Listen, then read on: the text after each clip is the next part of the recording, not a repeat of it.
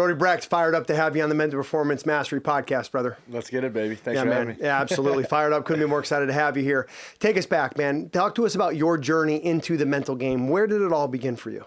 Yeah, I would say it began for me, really began for me halfway through my draft year this past year.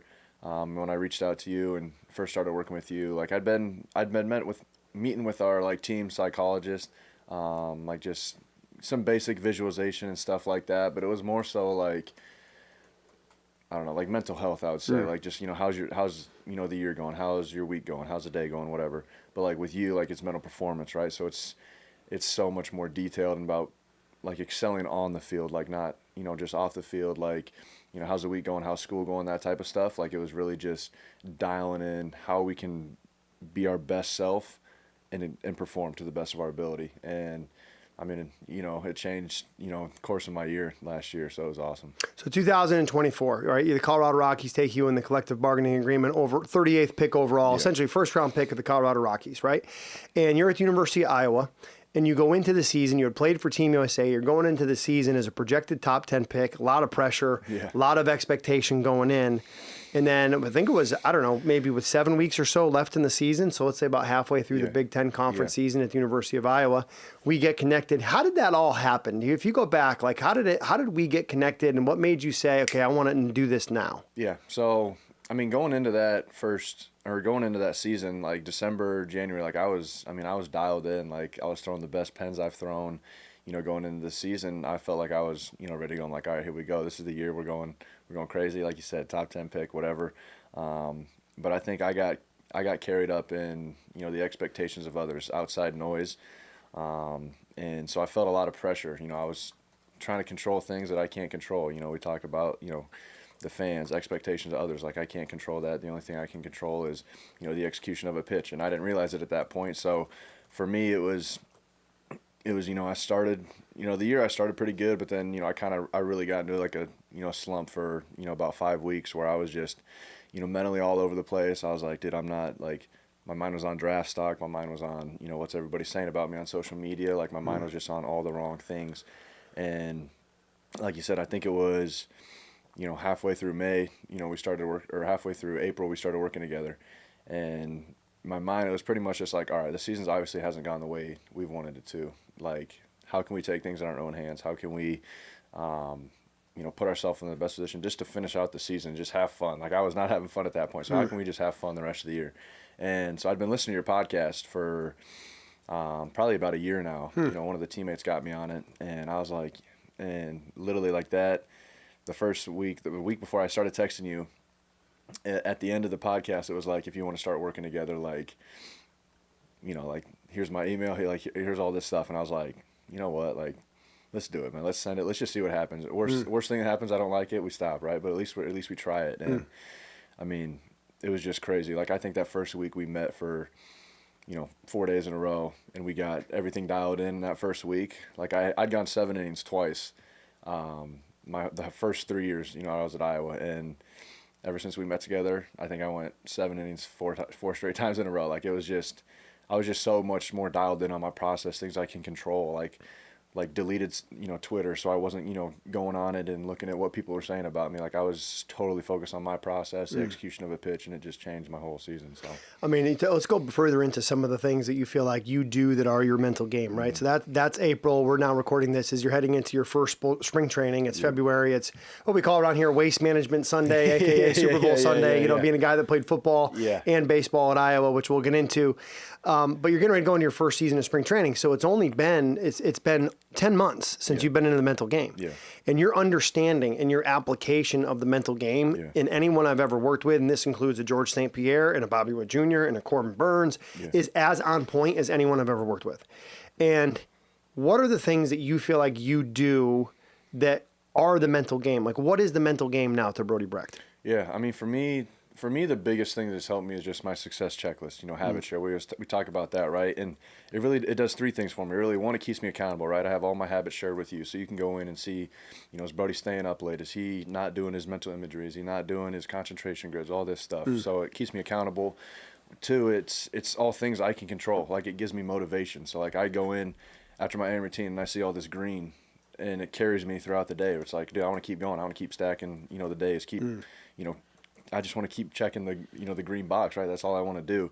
So it gives me accountability, motivation, and then another big thing is, especially once we get into the season, confidence. When I'm going through my mental performance routine, my shadow pens, all that stuff, I see like, dude, I did all this throughout the week. I've done shadow pens for 4 straight innings of this team that we're going against, right? Like I'm dialed in. Like I feel like I've already handled, all the adversity I can handle, right? Just on a shadow pen. Like it's just, so it gives me confidence going into the game. Like, hey, I've already faced you 5 times in my head, right? Like like there's no way you're winning. Like I'm going out there and I'm dominating. And so I think the success checklist has been really big. And then, just the mental imagery, like just, that ball of meditation, breathe, affirmations, looking back and looking forward. Like it's just been something really big for me. Like, we go through and you talk about, just your affirmations that you repeat yourself. I tell myself my, 3 keys to keep it simple out there has been really big for me. Looking back at your, past success and just bringing that to where you're going, the next time you're throwing. And, the My movie has been very good too. Like just seeing yourself, just like every single time I watch my movie, like I'm faking throwing that pitch too. So it's like a, slider outside corner. Like I'm like, when I see it out of my hand, I'm like I do it physically with my hand, just, correlating mind and body. And so, there's just been so much that has helped me. Those are the few that I think are, the really big ones, but. Yeah, and we didn't even mention Aura, DEXA, macros, Chef Whitney, calendar, right? There's so much stuff that we can get into, but you talked about shadow bullpens a lot there. Mm-hmm. For the people that don't know, Brody, give us like what is a shadow bullpen? How does it help you? How often are you doing it? Are you doing just like immaculate innings, or are you actually seeing yourself handle adversity? Like really give us a master class on shadow bullpens. So I really started I'd always done like a little bit of like visualization, like just, all right, I'm gonna get on the mound and I'm gonna, all right, I'm gonna throw, 3 pitches here like the first guy, then he'd strike him out, whatever. But then I listened to, execution podcasts, or just that chapter of that book, and he talks about it, and then your podcast with Corbin Burns you did, and just like the detail he goes into it. So that's when I really started to apply shadow bullpens. And like you said, you don't always want to just do the good out there. So you don't go up there, you face 3 batters, you throw 9 pitches, and you're out of there, right? Like that's almost never gonna happen. So for me, it's like, all right, I'm gonna practice my pre-pitch routine first and foremost. Like I'm gonna do everything. Harvey Dorfman talks about it in Heads Up Baseball, or Ken Ravizza talks about it in Heads Up Baseball. He always says, make it practice just like a game. So in a game, you can make it just like practice. And so like when I'm doing my shadow pens, I'm doing everything. I'm catching the ball back from third base, doing my pre-pitch routine, pre-batter routine, getting on it, and then for the first one, I might do a 4-pitch strikeout, get the confidence rolling. All right, but then I'm behind 2-0 on a guy. I got to reset. Got to wipe the rubber off, do a deep breath. Like you got to practice adversity, because if you don't practice the adversity, if you're only practicing the good stuff in a game, what happens when adversity hits? What happens when you walk a guy? You give up a home run. Or is it going to tumble, or are you going to be able to lock it back in? So I think you got to practice the good and the bad. So with the shadow bullpens, are you doing this a sit down visualization, or are you actually doing it on a mound, going through the routine? No, I'm doing it on a mound. Like I'm practicing everything that I would do. Like I'm picking out my focal points. I'm wiping away the rubber when I need to reset and I get behind. I'm going through my pitching motion, and it's just really good, because your arm can only physically throw so many baseballs, right? Like you can't throw 100 baseballs every day. Your arm's going to give out, right? So like your mind, it doesn't differentiate between, what's real and what's in your mind. So you can throw as many fake pitches as you want to on a shadow pen. So, every day I'm not throwing an actual pen or in a game. Like I'm trying to do 20, 25 pitches, just, go through an inning, go through 2 innings, just see what's happening, what's working, how I'm attack this guy. And so, yeah, it's really good. For the mental performance coaches that are listening to this, if they're thinking, okay, well, how do I structure shadow bullpens into a pitcher's routine? So let's say you're a major league pitcher, you're on a 5-day routine, right? Day 1 is the day after you throw. So day 1, you would do a shadow of the game from the day before, and you'd reinforce what you did well and recorrect. Like if you hung a slider and got hit for a double, you'd throw the hung slider and then go back and bang the slider to get the swing and miss that you're looking for. Exactly. Day 2, you're throwing a bullpen, and you may not shadow that day. Day 3 would probably be a shadow related to the team that you're going to be facing on day 5. So day 3, you've kind of done your scouting report. Let's say you're pitching against the Yankees, and you're going to go, all right, today I'm going to go shadow either 1 through 9 if I see them all, a couple pitches, what they look like, or I'm going to go 1 through 5, and then the next day I'm going to do 6 through 9. But there's a specific purpose to what we're doing with the shadows. and you're working on the different pitching routines, the pre-batter, the pre-pitch, the red, yellow, light release. Walk us through those three things. So if we're watching you pitch this year, what's your pre-batter routine? Yeah, so my pre-batter routine, so I'm getting the ball, so I get the ball from, like, this is my pre-inning, like first batter of the inning. Like, I'm getting the ball from third baseman. I do my sign, to God. I make a cross on the back of the rubber, take a deep breath to focus myself, and I'm ready to go. Batter walks in. I take a deep breath on the line, like the wire above home plate, and, that's kind of like my, pre-batter routine. And then my pre-pitch routine. Well, before you go there, what does that breath do for you on the wire? Why do you take that breath? It just gets me focused, right? Like on a focal point, right? So like intent and action. So like what I'm getting to next is like my three keys are see it, say it, breathe, and let it rip. So you want to have, a breath, on a focal point and in words with association, like in a physical action, right? So, for me, that breath, it just keeps me centered and focused. Like, it's like, all right, let me be present. I'm here. My mind's not on the fans. My mind's not on, the last warm-up pitch I threw was a ball. Like, my mind's not focused on that. Like, my mind is right here, right now. We're attacking this guy, and we're going to execute this pitch. So it just keeps me focused. So you hit that breath on the wire, pre-batter routine. Now you step on the rubber. Take us through the pre-pitch routine. Pre-pitch routine. So my three keys are see it, say it, breathe, and let it rip. So, when I'm on the mound, like, I'm not getting on the mound until I'm ready. Like, I have the pitch that I know I'm throwing. I get on the mound. I'm staring at the catcher's glove, like I'm seeing myself hit that pitch, visualizing. Like sometimes, like I'll even envision like it in reverse order. So like the glove's there, and then it comes back up into my arm. So I just visualize that. I say it. So I'm like, all right, fastball in one spot, slider down, and I'll just just say it in my mind, and then let it rip is just my like sign to just trust it, like fully commit to it, have total conviction. Ken Ravizza, he always says, the wrong pitch thrown with total conviction is better than the right pitch thrown with doubt. And so just dialing in, whether I'm throwing just, a fastball, slider, whatever it is, even if it's like the wrong pitch per se, like I'm committing to it, right? And I have total belief I'm going to execute the pitch, and the rest is going to happen. I'm going to control what I can control. So that's my pre-pitch. And then, my reset routine. Yep. I kind of have two. So one is like, if I get behind 1-0, 2-0, whatever, I'll just wipe the rubber. I'll wipe the rubber, get back on, see it, say, breathe, let it rip. If I need a big one, I just walk a guy. I gave up a home run. Might get off the mound a little bit. Take that deep breath on the focal point again. Say my keys, and I'm right back on it. So I kind of got two. Because we only got so much time, right, with the pitch clock and stuff. So, one is if I need a bigger reset, like I said, like I'm stepping off, I'm gathering myself a little bit more. But if I'm, just fell behind a pitch or two, just wipe the rubber, get back on and attack. So if you break that down, right, for our pitchers, our baseball coaches, our mental performance coaches that are listening to this, the yellow light release is I catch the ball, I swipe the rubber, and I'm back on. And that swipe the rubber is a physical action that I make with an association that I'm letting go of that last pitch. Yep. And my red light release would basically be doing my pre-batter routine again within the middle of the at-bat, right? So I go 2-0, I give up a hit, 2-0, whatever it is, I'm in a red light, step off, behind the rubber, maybe I swipe, I rub up the ball, I look at the wire, take a breath, I get back on, it's 2-0, and I'm treating it like it's 0-0. Exactly. Man, so we talked about shadow bullpens, practice in the pre-batter, pre-pitch, in the red, yellow light release. You talked about the ball, meditation of mental imagery. Breathe, affirm, look back, look forward. Now we've created audios for you to be able to rip through that, right? So do you always do it with the audio? Do you ever do it on your own? Like without the audio?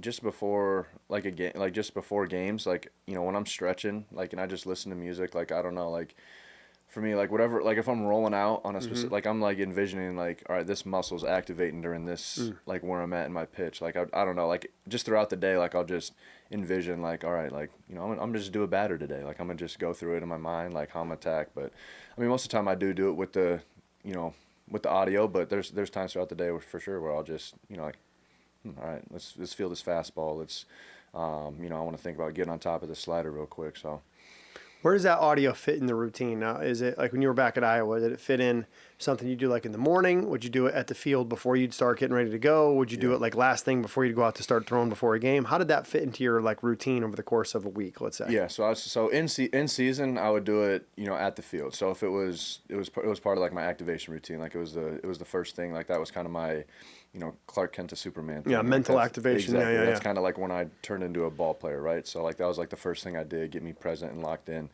And then like before the game, I would do it closer to when I would, throw. Like if I was pitching that day, I'd do closer to, like, I would, warm up a little bit, get the heart rate up, and then that would kind of be like my center, like, let's get focused again, calm the breath down. So I would do it kind of right before I went outside and started playing catch.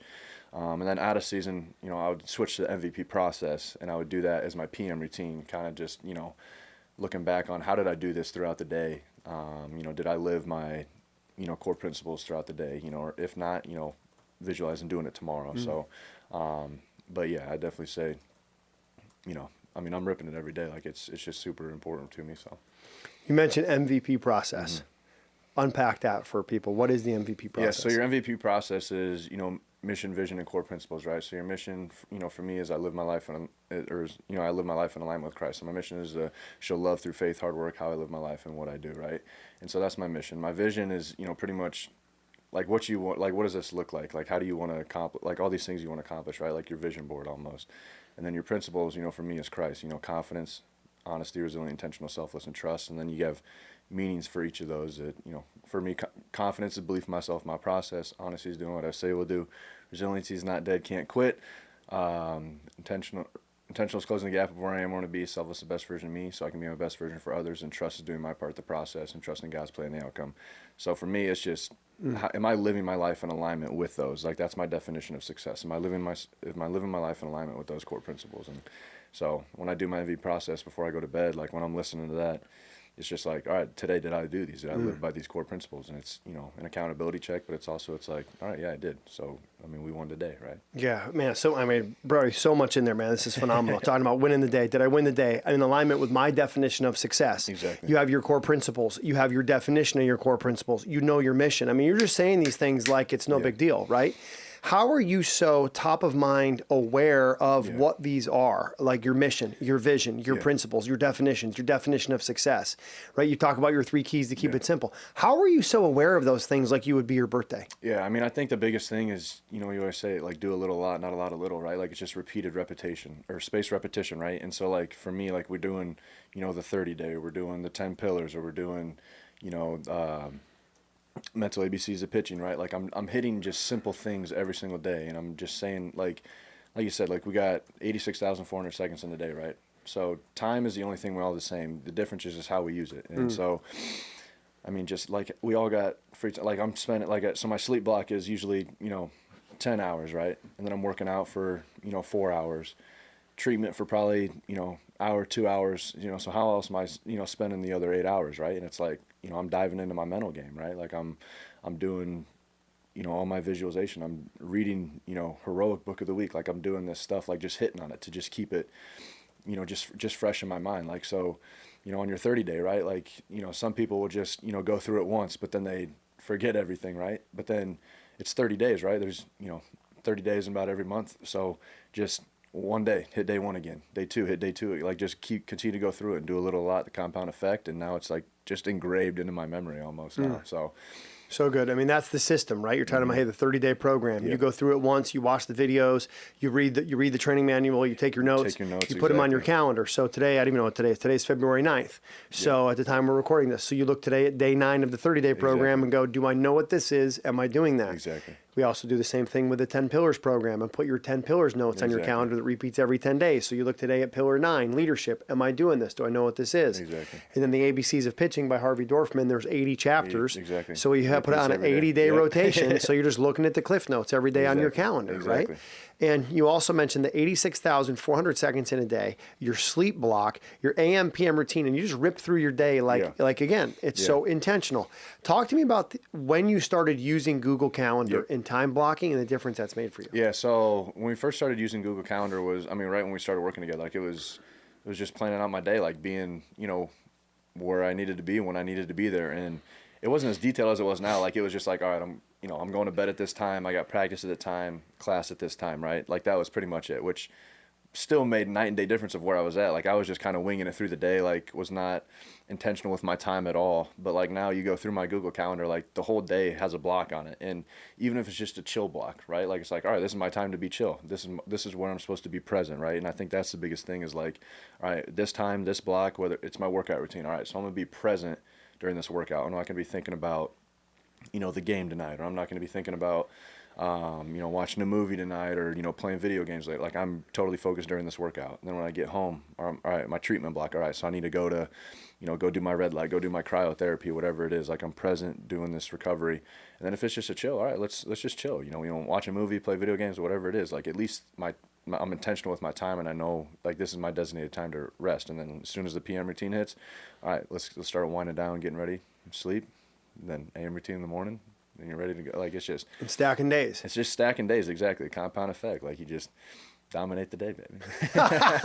You talk about stacking days. What does that mean to you, right? Like we've talked a lot about how do I put together a great off season, right? And having a great off season is literally just a compound effect of stacking days on top of days.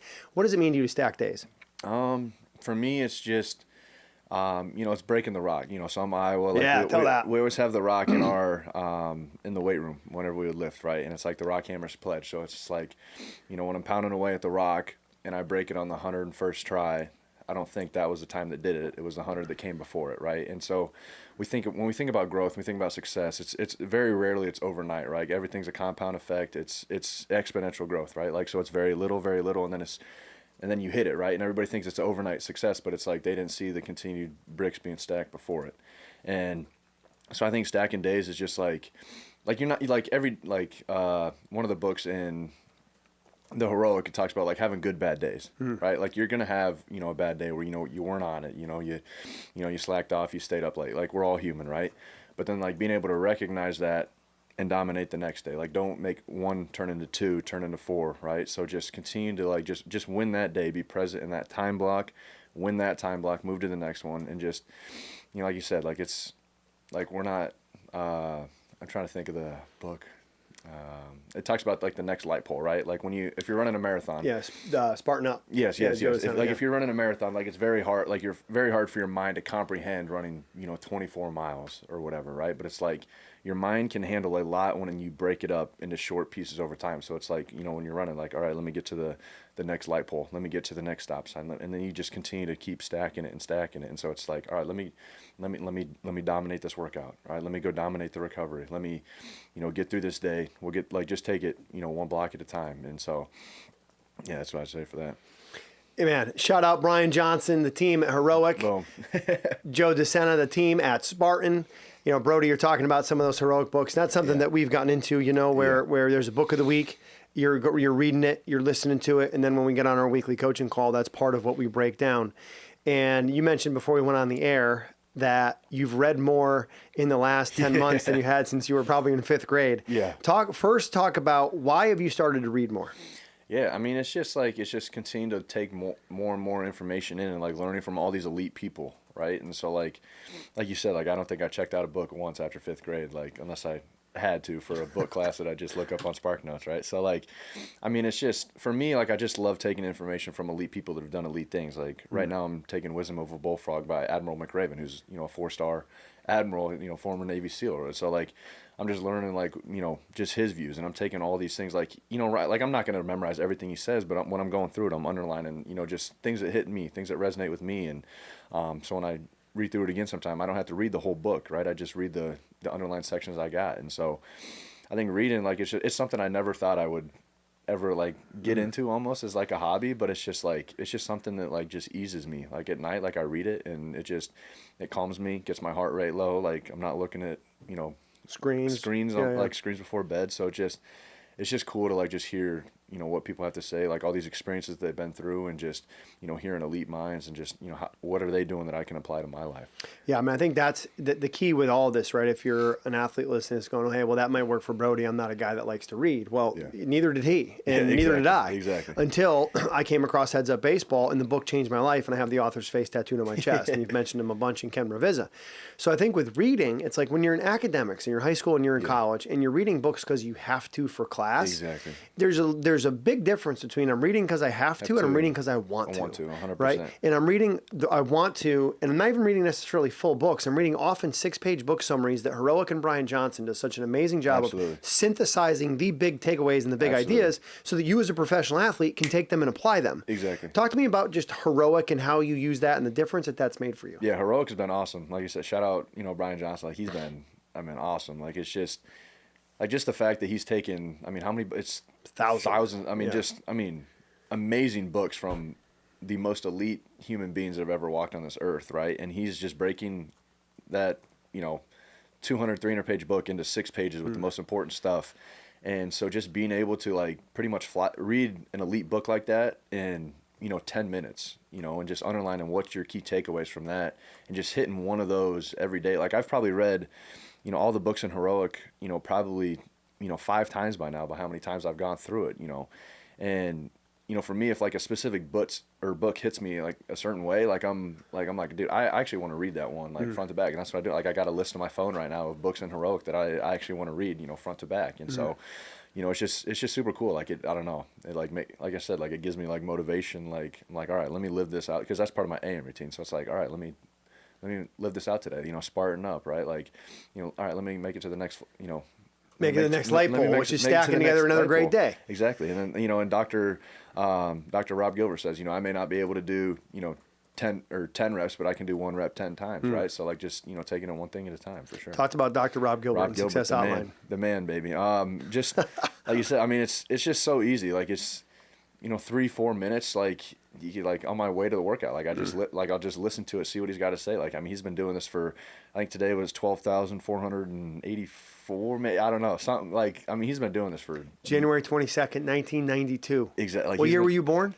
10 years after that. How about that? He's been ripping 3-minute messages for 10 years before you were born. Like, and it's just really good. Like it's just 3.5 minutes of just pure wisdom, like just being dropped on you from a legend. And so, I mean, it's just really cool, like just to hear that and just hear his experience. Like he's done it a lot. He's a fantastic, professor, and just, I mean, just his I mean, the fact that he's come up with these many different messages for almost 30 years is just, it's just crazy. And it's awesome.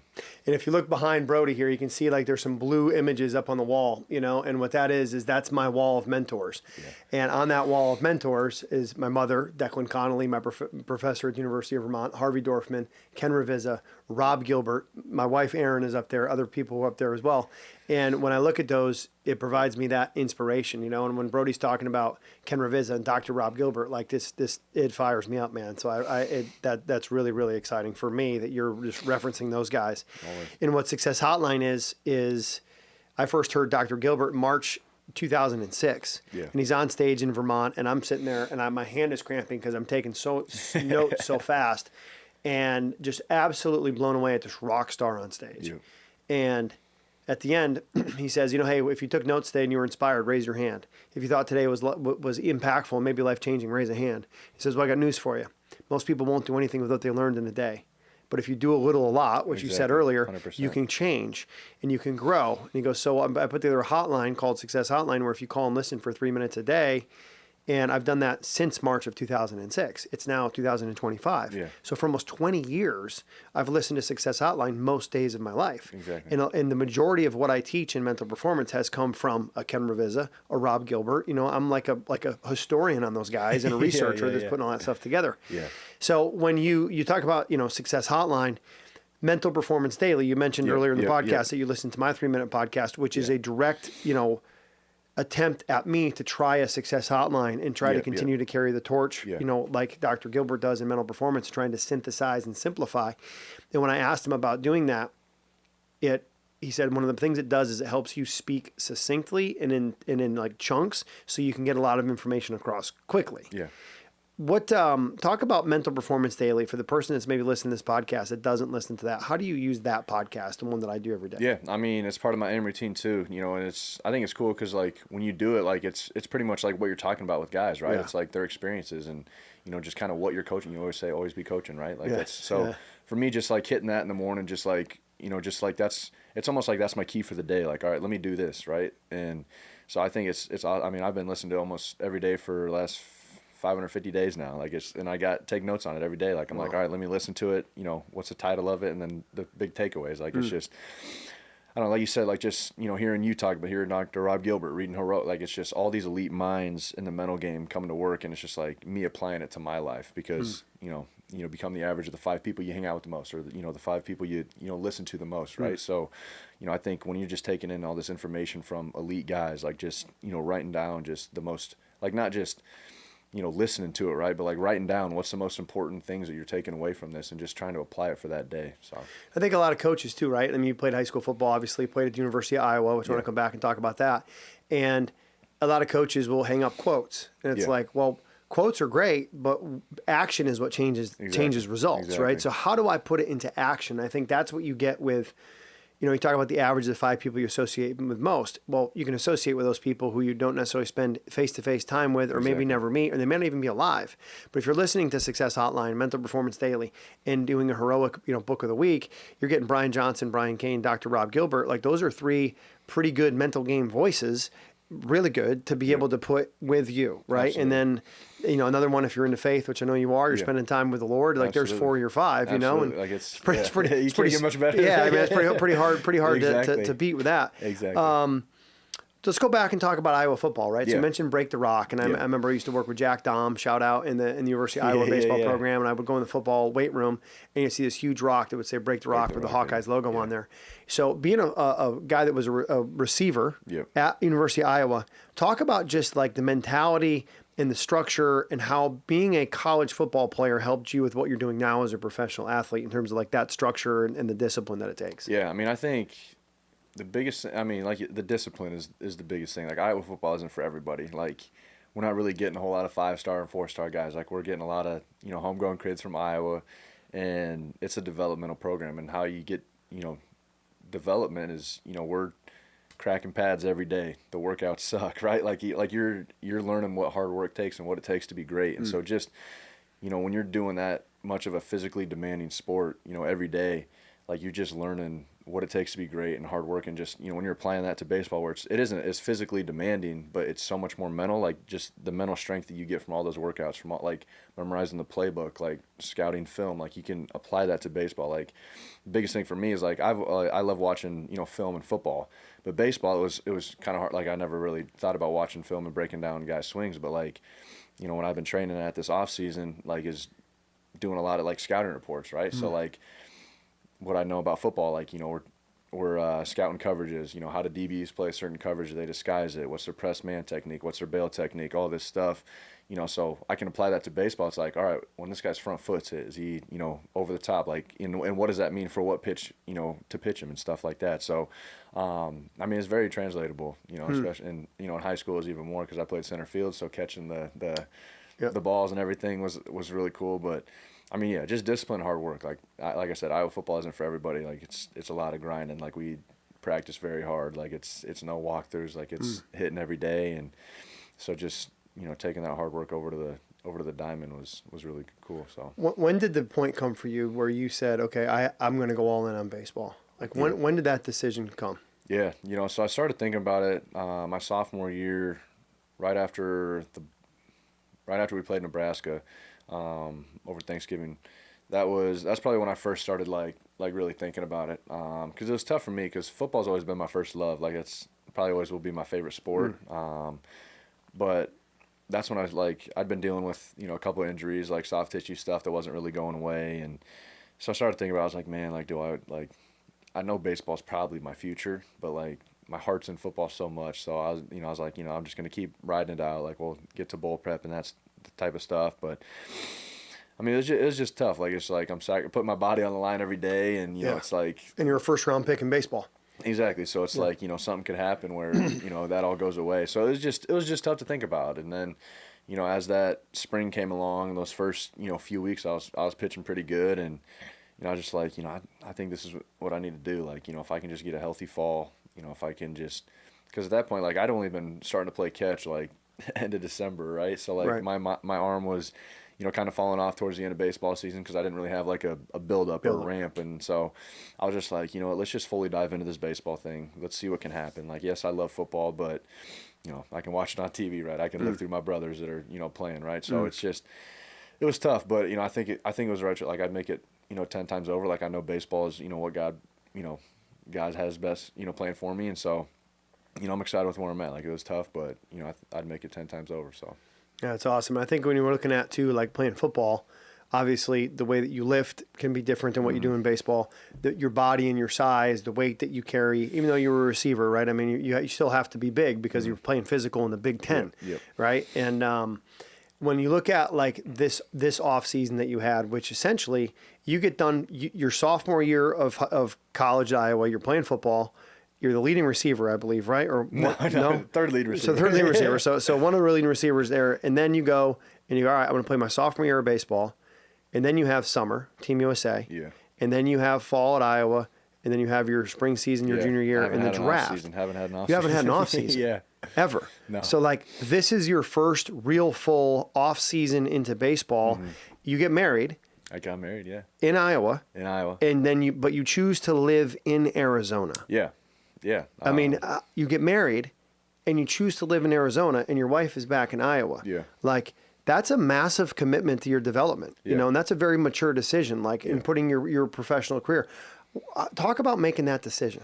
Yeah. I mean, it's tough, right? Like, you know, we were engaged throughout this whole offseason. Like we got married in January, but you know, like I said, I've been down here since, you know, I was after the draft, I was here July, August, September, was back in October for 3 weeks. And then I've been down here first week of November since. And so, like you said, like it was tough. You know, you're my wife now. She was planning everything, like just all the wedding stuff. Like I'm missing out on meeting with the caterer and all this stuff, and it's tough because you want to be there, you want to experience those things. But I think I wanted to put myself in the best position for success this upcoming season, and I couldn't have done that without my wife because she knew that was best for me to be down here and be training on site and be down here with you working. And so, I couldn't have done it without her. Like, just having her support, really helped. But like you said, like you gotta have, like, to be elite, you gotta make tough decisions. And,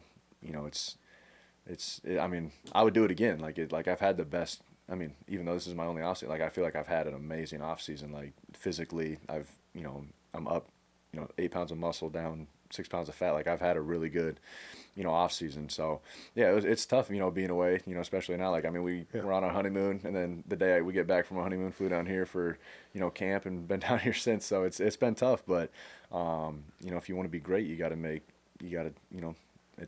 I think Nick Saban says it's not sacrifices, it's a decision when you want to be great, right? Decisions, not sacrifices. Exactly, and then also it's the delayed gratification, right? It's like put off what you want in the moment for what you want most. And what you want most is to be a Major League Baseball player and have a 10-plus year career. Exactly. But what you want in the moment is maybe to be home, and I think a lot of athletes will actually get that backwards, and they'll put off what they want most for what they want in the moment, and then they wonder why they're not getting the results that they want when the margin for error is so small and the competition is so fierce. So you casually drop that you put on 8 pounds of lean tissue and drop 6 pounds of fat as measured by a DEXA scan. Talk about what a DEXA scan does for you, because I think a lot of people listening to this maybe don't know the importance of where that fits into their training plan. Yeah. So DEXA, really what it is, you're laying on a machine and it measures all your stuff. But for me, what it is, it's really like, is what we're doing working. Yeah. Right. So it's like, it's accountability. Exactly. It's accountability check. Like you're training, for these, 5 months in the off season. Like, all right, let's see if you really have, put in the work. Like, let's see if this program is really working for you. So like you said, it's just an accountability check of like, all right, let's see where we're at. So, I mean, I think I was, I think the first time I did it, I was, 231 with, 178, pounds of muscle, whatever it was. And then the next time I did it, I was, 232 with 185 pounds of muscle. Like, it's like, so it's like, all right, what we're doing is working. So let's just continue to work it. Like, on your podcast a few days ago, it was like when to double down. When to double down. When what you're doing is working, don't go, exactly. I got it. Exactly. Go all in. Exactly. Yeah, go all in. And the DEXA is the accountability, not only to your nutrition, but also to the conditioning program that you're doing. So if you're an athlete and you're not getting a DEXA scan tells you your body weight, your lean tissue, and your body fat and body fat percent. Exactly. So if part of your training program, which it probably is and should be, is to increase lean tissue and decrease body fat, it's not the only thing we're trying to do. We're trying to increase power with force plate jumps, and we're trying to do all those things. But body composition, adding lean tissue, decreasing body fat. Yeah. Well, how are we accountable to that, right? And you can do an in-body, and you can do a bod pod, and you can do all these different tests. My Garmin scale, but gold standard being a DEXA, and having what that looks like. And then every 3 months you go and get it again to see, okay, have I sustained or continued to improve what I want, Exactly. So that's huge. Talk about the importance of like a decision that you made this off season to go all in on your nutrition, and with the chef service and with macro nutrition. What difference has that made for you? Yeah, I mean, it's been... Shout out Chef Whitney Jacobs. Shout out Chef Whitney, man. She is awesome. I mean, it's just been, like for me, like I've always tried to eat healthy, right? But it's like, you know, I mean, I don't consider it lazy, but like, you know, going to the store, like picking out what you got to eat, like It's work. Exactly, it's work. Like, you know, tracking your own macros is a lot, but like when you just put it into your sheet that we got from, I think, a Newman, right? Tom Newman, From yeah. Newman, yeah. You know, we put in, I'm like, all right, I'm 230 and I want to recomp. I put these in.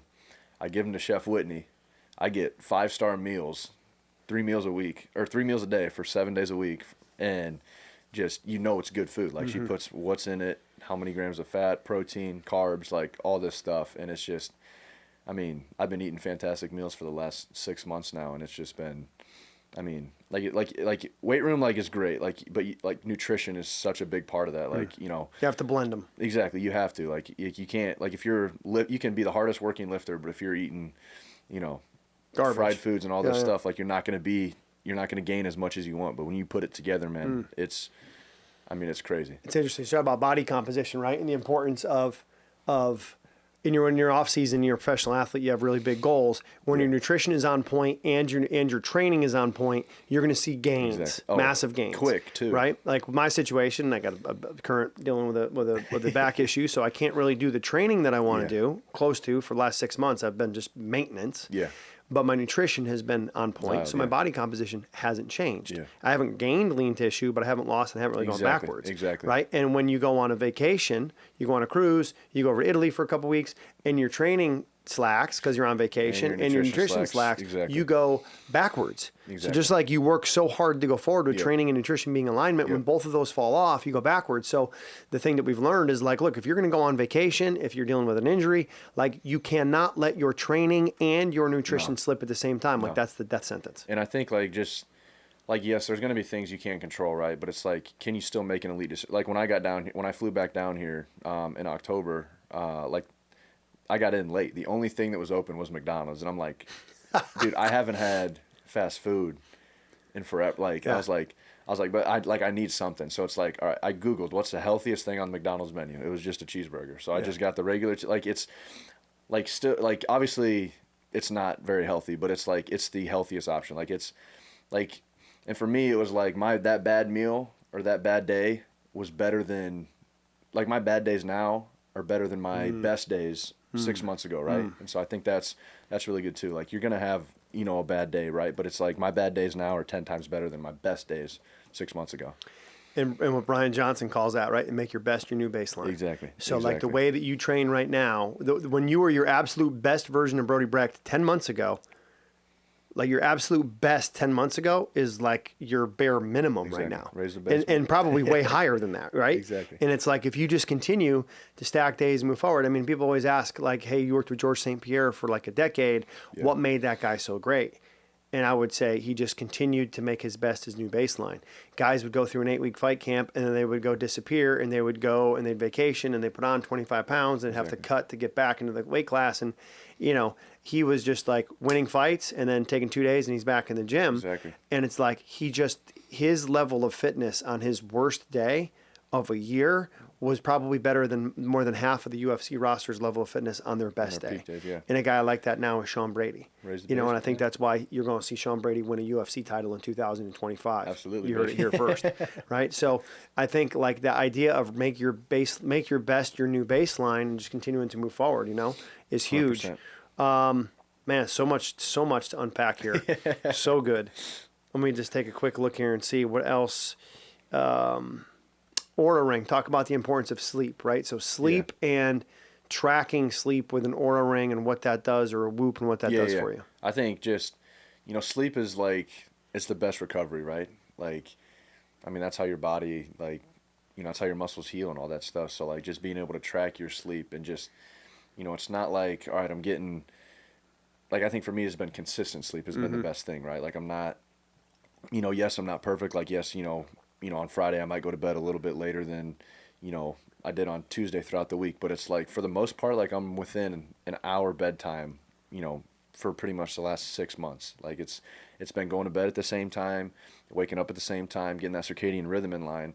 So just your body can maximize the healing aspect. And just, like for me, like I said earlier, the 10 hours of sleep, that's like my block. So like when that 10 hours hit, so usually like right now I'm 10 to 8 at like 10 p.m. to 8 a.m. And so once 10 p.m. hits, like that's when I'm in bed, like I'm done with my PM routine. I'm trying to fall asleep right now. And then 8 a.m. I wake up, and that's like my ideal. Like my body is fully recovered. I'm ready to go. And just being able to track that on the Whoop, like it tracks, or, you know, or whatever you got, like at least just tracking it. It's accountability. I have my login shared with you. Like I'm tracking it. And so just being able to see where you're at. All right. Did I get, you know, a good restorative sleep last night? Is my HRV down, you know, and, you know, working with Tom Newman, like, you know, if it's my HRV's down 3 days in a row, it's like, all right, you know, maybe I need to go float. Maybe I need to go do something to, like, you know, get, you know, my rhythm break back the on. cycle and get back up. Exactly. So I think it's just really good, you know, just accountability. Like all these things is really just like accountability, like just tracking it, because, you know, it's so, like I talked about writing things down. Like writing things down is way better than just keeping it in your head. Your head, you're going to forget, but you go on the notes, it's there. You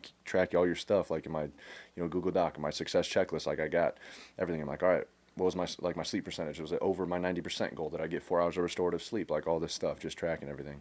Yeah. Man, so good. And what absolutely is mind-blowing to me is that you've only been in this for 10 months. You know, like you came over here and we're going to watch the Super Bowl, and as you're over here, I'm sitting there, I'm going, Brody, like, I feel like this is your 4th season of pro baseball and you haven't even thrown a pitch in like affiliated ball yet. You know what I'm saying? I mean, you're just getting ready to go here into spring training, which is mind-blowing to me. And I think for the people listening to this, for the mental performance coaches listening to this, like, this is what's possible. This is what's possible when you have an athlete who's uber motivated and hasn't had mental performance training, wants it, and then you have a system that allows him to step into growth, you know? In terms of the system, like we've pretty much talked weekly since like April. You know, and I think sometimes coaches say, well, man, when you talk to somebody weekly, like, what do you talk to them about? You know, it's like you're talking to them every week. So I know how I would answer that. Like I know my game plan going in, but like how has the weekly rhythm been for you working with a mental performance coach? I mean, you know, well, first, I want to back up first. It's like, you know, like you said, it's only been 10 months since I've been in this, but what's crazy about it is it's all things I can control. Right? Like all this stuff, like it's not like I'm doing superhuman things, like, right? Like this is all controllable stuff. Like I can go get a DEXA scan. I can listen to my mental, like imagery stuff. Like it's all stuff you can control. So like you said, like you just do little things a lot, then it adds up and it's exponential growth. So yeah. And then, sorry. Talking about just the 30 minutes every week calls, then like how that, like, does that frequency feel overwhelming, or is that, what is that like for you? Yeah, like it may seem like it's like, people may seem like, oh, you're like, what are you supposed to talk about every week for, you know, 30 minutes, 40 minutes, whatever it is. But it's like I think you said it with Corbin Burns, like, and I agree with it now, like you almost know my process better than I know it now. Like, because I have everything shared with you. Like, we always talk about it. Like, we're always, you know, diving into Heroic Book of the Week. How can I apply this? All this stuff. And it's just like, you know, like when something's not going good, like, you know my process, right? Better than almost I do. So you can get me back on track. You're my accountability partner. And like, you just be surprised. Like every week, like we got something new to talk about. Like you just be surprised by how much comes up within a week. And so it's just good to talk to somebody that understands your process, understands how to get you back on track and that type of stuff. So it's been awesome. Ever since we've been working together, it's been just like not even on the field, but just off the field as well. Like just, you know, being present with my wife, with my family, like, you know, all that stuff has just been 100% better than what it was. It's awesome, man. And I think you're looking at, right, for coaches, and we talked about this, but the performance and the development. So you're looking at performance, which is on the field, pre-batter routine, pre-pitch routine, mental imagery, having a release routine, the 5-day pitching program, which we're going to dive into. It was a 7-day when you were the Friday guy at Iowa. And then you have development, MVP process, heroic books, DEXA scans, macronutrition, aura rings, MVP process, meditation, and just, you know, that idea. The idea is around, like, you become the average of the 5 people you associate with most. What are we doing there? Success hotline. I mean, there's so much that you reviewed here, Brody, and 3 keys to keep it simple can happen on the field and off. So it can be performance and development. So much to unpack here, man. And what you, like you said, it all comes back to controlling what you can control. Exactly. 100%. Anything that we're doing here, right? So like if you were going back and you could go back to Brody Brecht of, let's say, the moment you made that decision, let's say your sophomore year, you decide to go, okay, I'm going all in on baseball. You play that sophomore summer, you go do Team USA, and you come back. It's now, let's say, start of the semester in September. If you could go back and talk to Brody Brecht in September of your junior year, so that would be 20. So like 15 months ago, basically, right? A year ago is January, starting your junior season. So a couple months before that, just getting done with Team USA. If you could go back and talk to that guy, like preparing for your draft year, what would you say to him?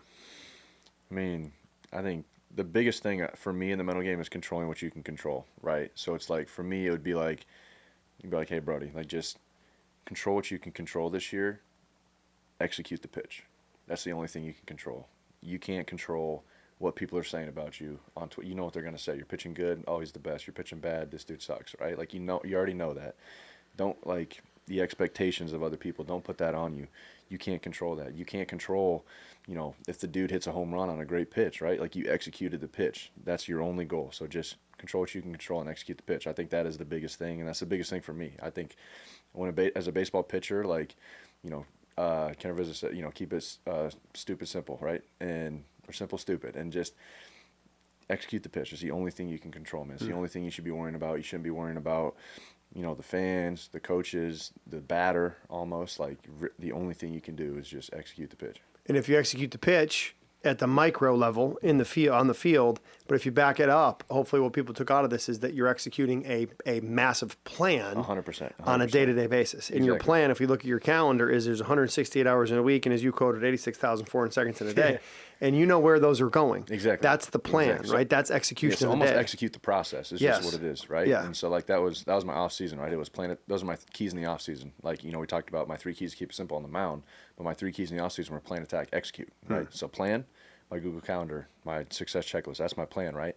Attack that. Be present where you're at. Execute it, man. That's all you got to do. That's it. And if you keep it that simple, it is simple. 100%. And then you do it for 10 months, for 10 years. 10 years. And you like where you end up. Exactly. You know, and I think that we look at the 10 years and we go, oh my God, that's so far. It's like running the marathon, Next right? light pole, baby. Which marathon is 26.2 miles, Brody, not 24. Just so you know, because when you've ran one, those last 2.2 miles are legit, man. Those are real. You know, so that's when the race starts. Yeah. But if you think about taking like your approach to the last 10 months, you stretch that out over the next 10 years. Exactly. But you're not trying to do it for the next 10 years. You're trying to do it one day at a time. Exactly. It's like you're not trying to have a good outing. You're trying to execute a good Exactly. pitch. And a good pitch leads to a good outing, leads to a good week, leads to a good month, a good season. See what happens, and we keep rolling. Next 200 feet. That's it. Stacking days. Brody, Stacking thanks days, for being here, man. Thanks for having me. Loved it. Enjoyed it. Yeah, it's awesome. For people to follow you, if they want to engage with you on Instagram or social media anywhere and follow your career and see what you're up to, what's the best way for people to follow what you got going? Follow what I got going. Are you active on any social? I mean, I'd say Instagram probably. Like, I deleted Twitter, like I talked about. Good. I'm not trying to listen to all the fans, see what they're saying. So Instagram is, that's probably the best way. Good. We'll put that in the show notes. Brody, it's been great, man. Thank you. Appreciate you, Ryan. All right, Thank brother. you. My pleasure.